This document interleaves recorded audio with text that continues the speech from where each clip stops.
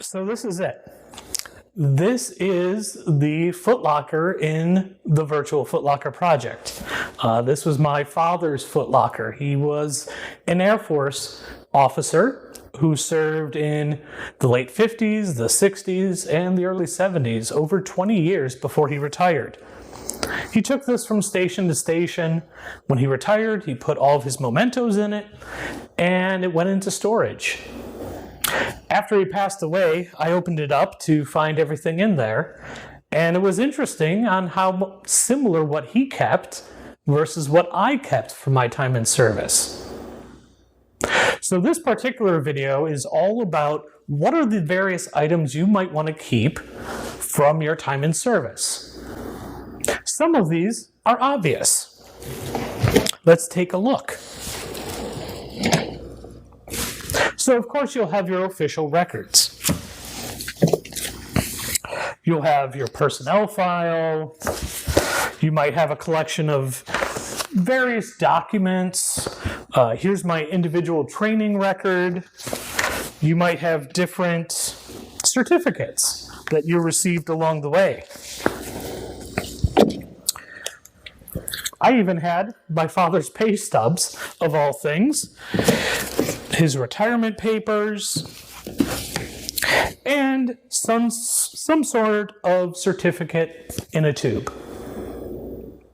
These are all pretty standard things. You might also have your medical records. Now, unfortunately, I do not have mine because somebody lost them. Not me. Somebody else lost them. Pretty sure that was the VA. So I don't have those, but you might. You might also have a Love Me binder if you created one during your time in service. These are all official documents. These are things that everybody, when they think of military records, this is what they think of. But there are other things that you should consider whether or not you want to keep them. These are the more personal mementos. So let's take a look at those. So personal items. So a lot of us, of course, have photographs. We have official photographs, the group photo, the basic training photos, but we have all sorts of other photographs. Now, I'm not sure if you're like me, but unfortunately, I tended to keep all my photos tucked away in a shoebox. So, for example, there's a big giant shoebox filled with various photos and trinkets and different things. Like, haha, look, there's me. So, of course, there are photographs. There's also letters. And again, I like shoeboxes. So I have a shoebox filled with letters and brought to you apparently by New Balance. So again, now these are a combination actually of my father's letters and my letters put together. But there can be all sorts of other things. You could have a journal. You could have your collection of challenge coins. Let's see what else we have in here. Of course, you could have VHS tapes or cassette tapes. I'm pretty sure this was music I listened to while working.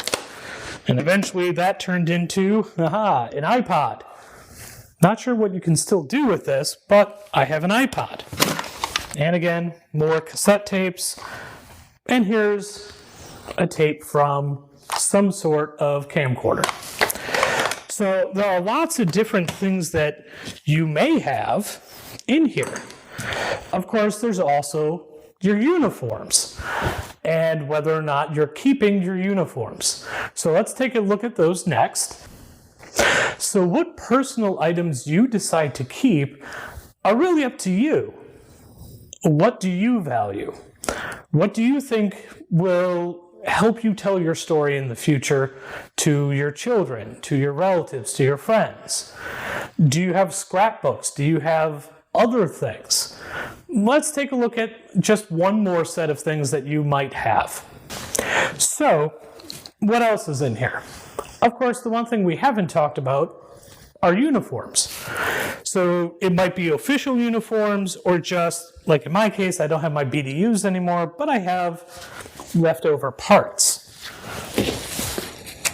More patches and more patches. And of course, dog tags. And various insignia from my father. But you might also have official hats, like this was my father's.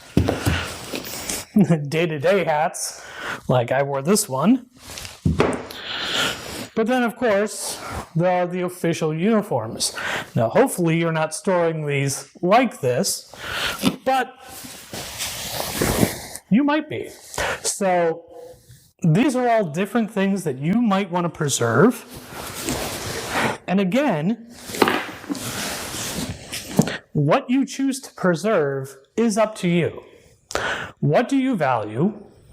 What would you like to keep for the future?